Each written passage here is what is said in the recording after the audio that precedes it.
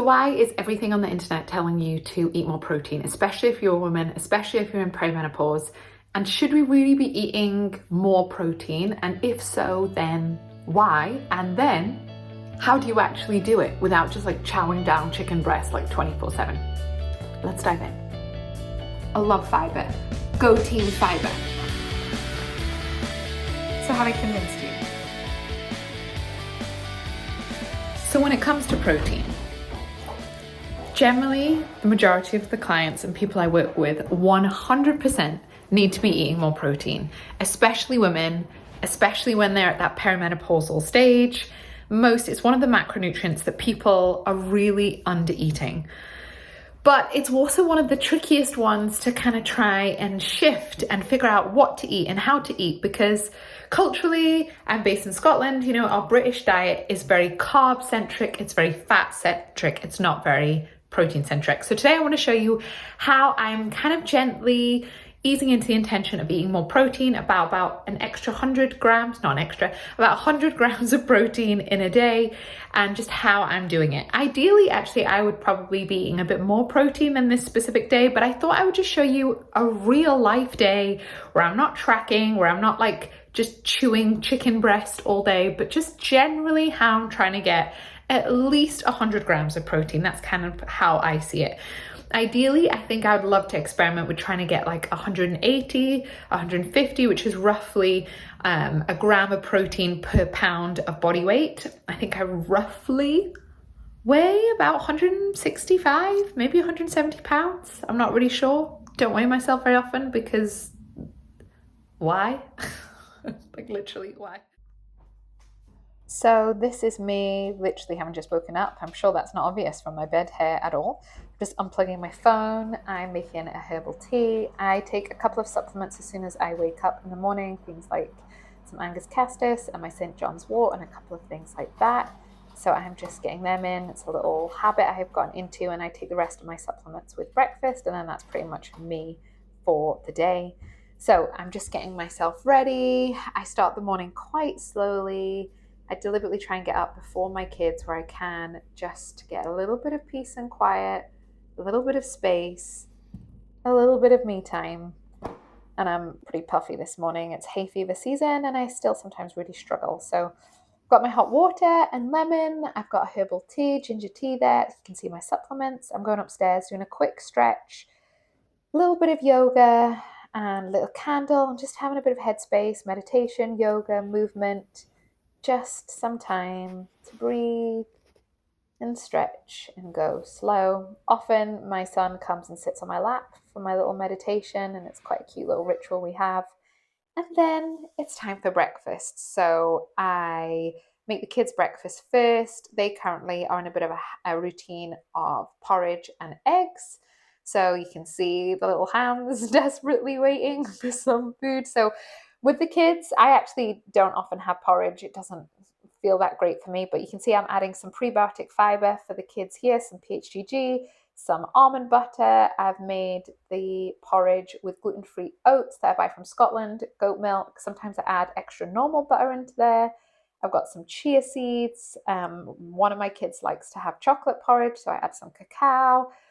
There's a lot of kind of accessories I add to my kids' porridge, which is, if you're an adult and you love porridge, I highly recommend that you pimp your porridge. It's a really great way to add in more protein. So, I forgot to mention, I also add in collagen for the kids so that they're getting some protein from the collagen, from the chia seeds, from the almond butter, as well as a little bit from the milk that they make it from, so that this is a more protein-rich porridge as opposed to the standard porridge made with, I don't know, water and berries.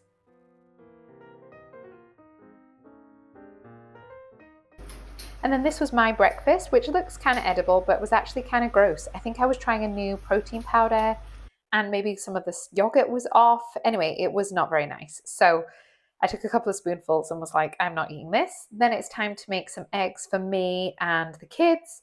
I wasn't quite sure what to have after my kind of disastrous breakfast. So I made some boiled eggs for the kids, and then I just made, I think it was just 2 for me. You can see I've got rooibos tea here. You can see my rejected breakfast in the background. So I just quickly made 2 boiled eggs, had some chopped pita bread, and called it a day.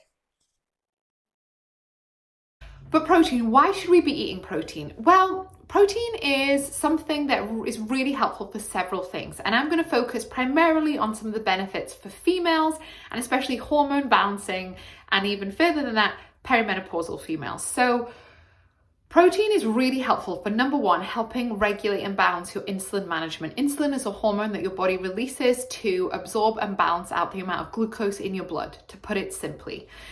The amount of glucose in your blood and the amount of the amount of insulin produced does have an effect on hormones like testosterone and estrogen.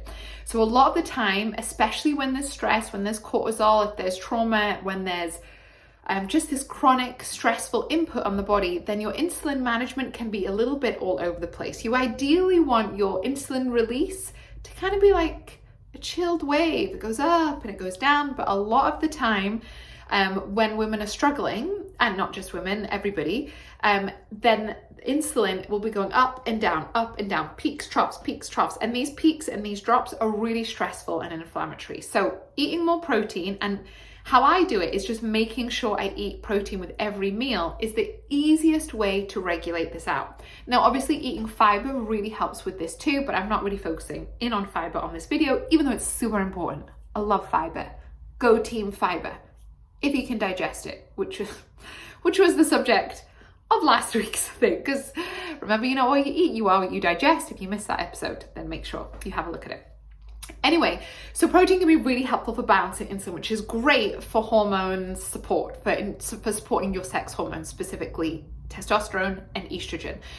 Also, insulin plays a role in terms of fat storage. It plays a role in terms of, and balancing your insulin management can really help support your mood, your mental health, your body composition, your energy, your inflammation levels, so many things. So eating more protein is a big tick when it comes to supporting the hormone of insulin and just you feeling better. We also need protein for building muscle. And as we get older, our protein requirements increase. Also, as women, as we get older, we want to increase and be really cognizant of producing more muscle and building muscle. Creating muscle requires protein. So if you, as you get older, you want to eat more protein so that you can actually build more muscle, and I'll talk about that a little bit more in the rest of this episode. So building muscle is a yes. It's really helpful for your metabolism, for your mitochondrial health, and your mitochondria, the things that make energy. It's really helpful for your longevity. Women that have more muscle in their legs and bum have better lifespan and quality of life, research shows. So building muscle is actually really important. And that is one of the reasons why I started eating more protein, was that I really wanted to just build a bit more muscle, especially as I knew I was headed into perimenopause relatively early as women, and as is often what happens with women in my family. So I wanted to make sure that I was setting my future self up for success by building muscle, but also making sure was doing what I can to really try and have the best kind of transition through perimenopause and menopause as possible. So it was a quick dentist trip for my twins, and then I was really hungry, so these were some snacks that I shared with them. So I had a coffee and some bars before I headed to the gym. The approach that I have to eating protein is trying to keep things simple. As you may have known from my other videos and from this video, I don't like tracking things. So I mainly focus on each of my meals containing a good amount of protein. So something I say to my clients all the time is, when you're planning a meal, when you're making a meal, when you're gathering it together, whether it's a packed lunch, a breakfast, a dinner, always ask your question, where is the protein? Where's the protein? You want protein with every meal. Every meal. That is the simplest way of doing it. And ideally, you also want a good amount of protein. So one egg on a primarily carb-based meal is not enough protein. So let's first just recap what the proteins are. You've got eggs, you've got dairy, you've got meat, you've got fish, you've got lentils, you've got beans, you've got some decent amounts of protein in seeds and nuts, although they're not necessarily, they're more fat than they are protein. And that's an important note. A lot of the time with foods, especially whole foods, depending on your goals and what works well for your body, you need to be aware that sometimes a lot of foods that contain protein also contain fat, and some foods contain a lot more fat for protein. So nuts, for example, would primarily be fat with a bit of protein. Sausages, for example, primarily fat with a little bit of protein, whereas if you look at, say, a chicken breast, primarily protein with very little fat. If you look at salmon fillet, got a good amount of protein and a decent amount of omega fats. So again, it's not a good or a bad thing. It really just depends on your body. I find that sometimes with clients, they get on better with kind of a lower fat, higher protein. Other people do really well with high fats and high proteins. It really depends on the individual. Also, other sources are things like tofu, tempeh, those can be great kind of vegetarian and vegan sources of protein. If you are vegetarian, obviously your protein options become much narrower, and they can become very much based on, like, say, vegan or vegetarian protein, dairy sources, cheese, Greek yogurt, those kinds of things. And your tofu and your beans and your lentils. So very narrow. And if you're vegan again, then your protein sources become even more narrowed and limited to kind of vegan protein powders, tofu and lentils and beans. And the easiest and quickest way to eat more protein is animal protein. So we're talking eggs, we're talking fish, we're talking meat. That is often the most highest amount of protein foods. But you can also get away with kind of other things like tofu. I personally focus on eating fish and meat and eggs, but I also eat lentils, beans, tofu, these kinds of things as well. So you've got to find out what works for your body. But I would say from my clinical experience and working with a lot of clients, I've generally found with women, it's really difficult. It's with vegetarians and especially vegans for them to get enough protein, especially when it comes to weight loss, because eating more protein can be a really helpful way to shift your body composition. And I've had people who've been vegetarians for many, many years, just from a taste preference perspective, suddenly introduced more fish. And that's what's kickstarted their shift in their body composition and a shift in their energy and thyroid health and all of those kind of things. So those are your types of protein, and there can be lots of complicated information out there. So the easiest thing to do is just remember, eat 3 meals a day. If if you're missing that basic 3 meals a day, and each meal you're asking, where's the protein? A sprinkling of pumpkin seeds isn't a protein. A salmon fillet maybe is, chicken breast maybe is, 3 scrambled eggs might be, a whole host of tofu might be, a scoop of decent protein powder might be. But really thinking, where is my protein in the meal? And if you want to quantify that a little bit more, you're really aiming for, I would say, a minimum of 20 grams of protein in a meal, ideally 30. That's really roughly what you're aiming for. And then if you're having 20 to 30 grams of protein and maybe focusing on protein on a snack, you can easily get to that 100 grams. Or to make it really simple, you are aiming for about 33 grams of protein per meal. And then by the end of the day, you've hit at least 100 grams of protein. Now let's talk about this 100 grams of protein a little bit more. Where does this come from? Is it something you should be aiming for? Now, there is different schools of thought in terms of the research around how much protein per kilogram or pound of body weight you should be eating. And it varies from people saying you need 0.5 grams of protein per kilogram of body weight to 1.2 grams of protein per kilogram, which actually, when you factor in, if you weigh 100 kilograms, that makes a big difference in the amount of protein. I keep things really simple with my clients. I want them to eat as much protein as feels good. You can overeat protein, and that can do damage to your kidneys. And if there's existing kidney issues, it's maybe something you want to be aware of. But essentially, just getting people to eat more protein in their meals is enough, and they don't need to get really, really bogged down in all the quantifying and the tracking of it. I generally am looking anywhere between 0.7 grams of protein to 1.2 grams of protein per kilogram with my clients, depending on them, their goals, their life, their carbohydrate tolerance, all of these kinds of things. But I think it's really easy, and what most people do is overcomplicate it. You think, oh my goodness, you do all the tracking, you get totally overwhelmed, and then you do nothing. The best thing that you can do for your health is the thing you're actually going to do, and the thing you're going to do consistently. And actually, often that is by making it simpler. So that's why I say with all my clients, protein with every meal. Focus there. Where's your protein with breakfast? Say you have toast and jam at the moment.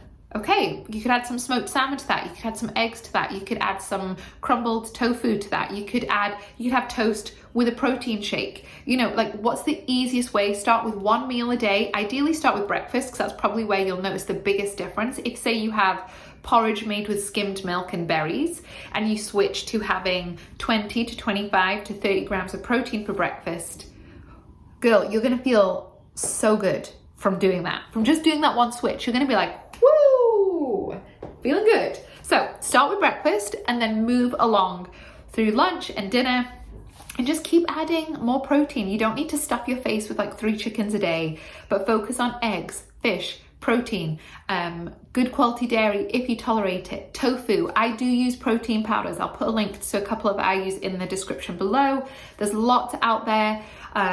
You might use collagen powder, Greek yogurt, lentils, beans. Focus in more on those foods, and don't pile your plate high with rice or pasta. Pile it high with protein and vegetables and fiber and all of these good things. Okay, so let's dive in, and I'm going to show you a little bit more of what the rest of what I ate on this day of trying to get 100 grams of protein-ish. I say ish because, as I tell you, I don't track. I'm back from the gym, still feeling very hot and sweaty. It was a good workout. Really glad I went. I wasn't feeling it. I was like, I think I might just skip. I just was feeling a little bit, but because I'm in my ovulation phase, which I'm sure I'll talk about more in depth in a future video, I was like, no, let's just go, push it a little bit. If I don't feel great, come home, just do an easy workout. But when I got there, definitely felt better. But I am starving, and so I'm going to make some food now. I've got some chicken sausages, some onions, some, what else have I got here? Some sort of omelette vibe. I basically just need something quick and filling, because breakfast this morning didn't work out quite as I wanted.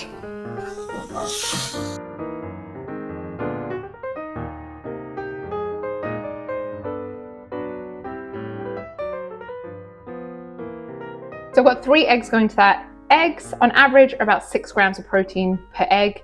Again, I'm saying this all for your benefit. I literally hate tracking. I hate counting. It's just, I will do it occasionally just to check in to see I'm nourishing myself properly, but it's not something I get my clients to do. I just think it's a bit of a miserable way to be. I'm sure I could be leaner and reduce my body fat if I wanted to, if I tracked more closely. Stage of life I'm at, that is literally the last thing, that's just the last thing I want to do. So, but I'm saying this for your benefit, because I know this is my job, and this is what I do with my clients all the time. So I roughly know it's about 6 grams of protein per egg. So 6, 12, 18, just like checking my maths here. And then I've added in some chicken sausages. I normally get chicken sausages from a farm. I try to get most of my meat from a farm, local, free range, organic, but the farm ran out. So these are just heck ones. So not as good a quality as normally like when it comes to meat. I try to get really good quality as much as possible, because better quality means better nutrients. So there's probably about 10 or 12 grams of, actually, I can tell you exactly. Yeah, so I've got 15 grams of protein from sausages. What did I say? 18 from eggs, so we're at 30, which is great. And then I've got some veg in there, and I'll probably do maybe a smoothie or something later. I'm just really hungry right now. I'm really sweaty. I need to eat something. And especially as I was doing weights and lifting heavy things at the gym, I want to try and eat food as soon as I finish working out, not like an hour or 2 later. The longer you leave refueling or feeding, because especially if we think about building muscle, really simply put, when you're exercising, that's just one input that's going to help you to build muscle. That's where things are tearing. That's where you're putting pressure on it. Then what actually helps you to build the muscle is making sure you refeed it with all the amino acids it needs afterwards. So you don't just build muscle by going to the gym. You build it by going to the gym, or with lifting weights. You don't have to go to the gym. Adding that stressor to your body, lifting heavy, and you often need to build up to lifting heavy. Make sure you have the right form, go slowly, plus what you eat in that 24-hour period afterwards. So shifting and building more muscle is not just about doing the exercise, it's also about how you fuel your body afterwards. Anyway, it's not what I meant to rant about, but right, I'm really hungry. This is not going to be the most aesthetically delightful dinner. You'll perhaps notice a theme. I'm very functional when it comes to food. I want it to taste good, although this morning's breakfast did not taste good. It was a huge disappointment, which is probably why I'm so hungry now. And I had to have that mid-morning snack because I just didn't eat enough at breakfast time. So classic way that you know you're not having the right breakfast for you is if you're really hungry like 2 hours later. I didn't eat enough food, enough quantity, and probably not enough of the protein that I know I would need. So anyway, time to eat.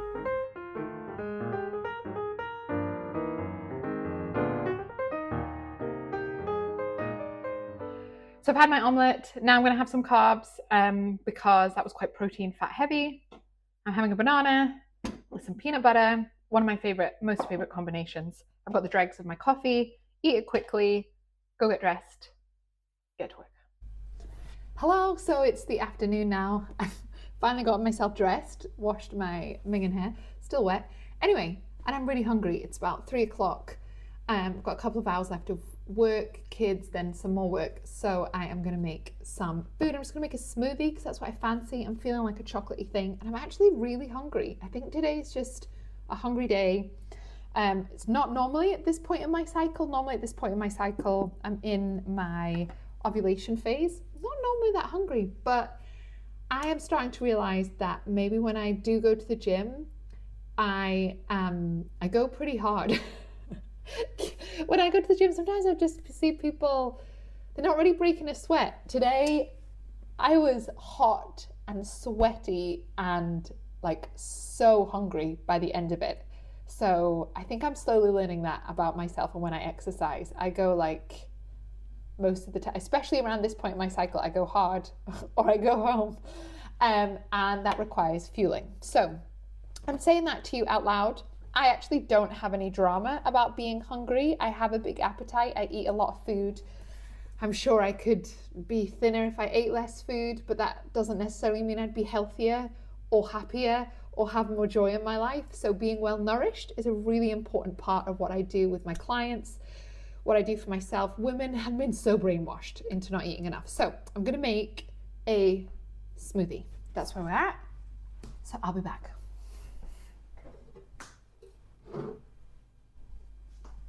I should note also what I'm doing is making sure I drink water.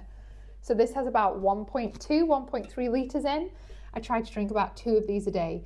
I'm going to drink some water because I'm a bit dehydrated. That could be why I'm so hungry. And I'm not saying that to then be like, just drink water when you're hungry. No. If you're hungry, eat, but also make sure that you're not dehydrated. And I'm guessing I'm probably a little bit of both. So water. So in our smoothie, I've got, just like, what have I got? I've got some goat's milk, I've got cacao, I've got some protein powder, I've got a couple of cherries, and something that I often put in smoothies is frozen cauliflower. I know you might be thinking, what the chuff? Why is that going in a smoothie? I would never put raw cauliflower from the fridge into my smoothie. It would taste disgusting. But for some reason, when you freeze it, it's just quite a neutral taste. Cauliflower is a really nice brassica. It's really great for hormonal health. So I'm always trying to add in more fiber. And I've just put 2 tiny bits in here, so it's not a huge amount, so it shouldn't change the taste all that much. But it's just adding in those little bits of fibers, the bits of brassica vegetables that really help to open up your liver pathways. So when it comes to hormonal health, it's really, what I do with my clients all the time is you've got to focus on your hormone production, how much estrogen, how much progesterone is being made. And you need to focus on how you are metabolizing or clearing the hormone, which is all down to your liver and the different detox pathways within your liver. And also your gut health and your intestinal health, because part of liver detoxification, the end part, is you pooping or peeing it out. So, quick science lesson for you. Let's go do this. have I made a nice smoothie or have I not? Because I don't follow recipes for these things. I actually do have a whole recipe book full of delicious smoothie recipes, but I don't tend to follow them on a day-to-day basis. And sometimes I make disgusting smoothies, like my breakfast this morning. So I'm hoping I've broken the curse of making a disgusting meals for the day. Let's see. Oh yeah, that's good. Cherry chocolate smoothie, great. The curse is broken. And then for dinner, actually, I'm going to take you with me and show you. So because I am on my own today, my other half is in London working, I batch cook some things every month, which I'll do a whole video about my process and why it's helpful. So I just got this out of the freezer. It's just a shepherd's pie, cottage pie type thing. But the top is, I have put some sweet potato in, some cauliflower and potato as a sneaky way of getting more veg in for the kids. So have I convinced you to eat more protein? Yeah? Yeah? It's doable, right? It's not like completely impossible. And even if it feels overwhelming, start with one meal. Start with one meal. Start with breakfast. And even if you just add in a little bit more protein, that's a win. That's a success. You don't have to hit perfection out of the gate in order to feel better. If you just maybe start adding in 1 egg to your breakfast, start adding in a little bit of the collagen in your coffee. Winner. What about a little chocolate protein milkshake? Just add that to your toast, just a little thing. Go with what feels easiest, go with what feels doable. You don't have to get it perfect, but you can make progress, okay? So just do one thing. Start eating more protein and you will start to feel better. I've noticed it in terms of the last year. I've been really focused on building more muscle in my body, and it really has made a difference in terms of actually just building muscle. I've always been very active, but always struggled to kind of build muscle. Whereas when I was doing exercise and then following up with a good amount of protein intake, it really makes a difference from my recovery and just feeling better, but also from a muscle perspective. And now as I am beginning on the path of at the very early stages of perimenopause, then I feeling confident, okay, that I know that I can really support my muscles mass and hopefully avoid what can feel like inevitable weight gain that comes with the decade or so that we spend in kind of this perimenopause time. I've also found it really helps my mood, my energy, my mental health, also helps me be fuller for longer. So many other benefits. Protein and amino acids are really important for creating neurotransmitters, melatonin. So many aspects and interactions in the body actually require very specific amino acids. And just as a bit of a recap, you say you eat your chicken breast, you take that to your stomach to digest it. Remember, we are what we digest. We break it down with stomach acid and various other things into amino acids, lots of types of amino acids. And it's those amino acids that go and make serotonin, that then becomes melatonin, that go and help with different chemical reactions and enzyme reactions, that go and help build muscle, that go and help support hormones, all these things that go and help detoxification. If you're doing a juice cleanse but not getting a lot of protein, actually you're not really helping or targeting that added support to those specific liver detox pathways like glucuronidation, sulfation, methylation, all of these kind of geeky things that I think about all the time. So I hope I have demystified eating more protein for you. I hope it feels doable. And remember, you don't have to go out the gate eating all of it all at once. Just add more in. Think about your meals. Think, where's the protein? Say you're having a vegetable curry. Great, yummy. Where's the protein in that though? Maybe you need to add some lentils. Maybe you need to add some salmon or white fish. Where is the protein with that meal? It can be a really helpful little prompt when you're meal planning. This is a great thing to do for the whole family, not just for you, but your kids as well really benefit from eating protein. A lot of children are not eating enough. That's why I also have started a program with kids called Seedlings, where I'm helping the mums to really support their child to grow as healthy and well as possible, because kids mainly live off of carbohydrates. But it's this great principle to have for your whole family in terms of all your meals, all your snacks. Where's the protein? You'll thank me in a couple of weeks' time when you're feeling so much better. So let me know in the comments below if there's a specific meal time that you find the hardest to get protein in, and we could kind of brainstorm some ideas. Otherwise, I will see you next week. Bye.